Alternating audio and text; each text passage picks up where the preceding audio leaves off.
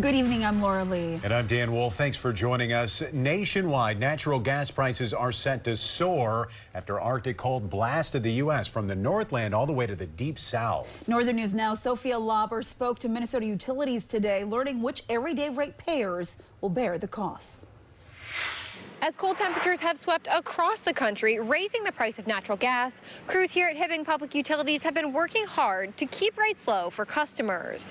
Customers should be prepared because this is part of the situation we're in nationally, is not having enough energy supply to actually meet our demand in these cold months. Extreme cold is causing both higher demand and decreasing production in southern states that send natural gas north. HPU General Manager Luke Peterson says natural gas is currently more than 10 times more expensive than the normal rate.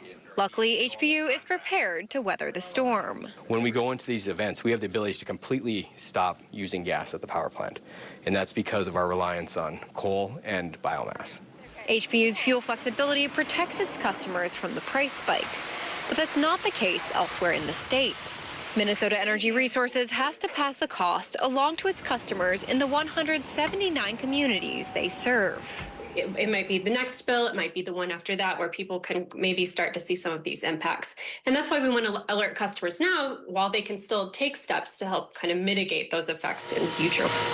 The utility says the biggest thing customers can do is lower their thermostat a few degrees. As communities learn to adapt, larger conversations about connectivity and capacity continue. There are still big issues that we nationally have to figure out.